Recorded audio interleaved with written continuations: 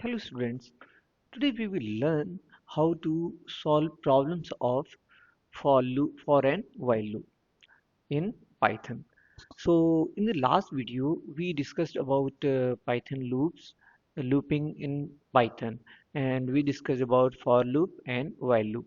And now based on those looping we have some questions here, and these questions are starting from this is starting from here. What will be the output or error of the following code? So you have to just tell what will be error in this one, and what will be output of these codes. So here we have gone through of some questions.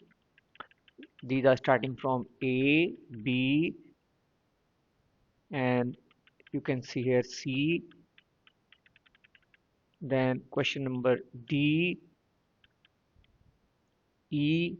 So you have to go through of each of these questions, and you have to uh, you know test your skill, and you have to answer them. So just see all these questions, please. And all questions are based on the previous class. That is, one is your for and while loop, another one based on jump statement. So you need to go through all those class videos first and then come here to solve these problems. So this will be a test where you will be able to implement everything what you did in the previous classes. So here this is these all are till from I, J, and then K till here. You have to go through of all these questions, please.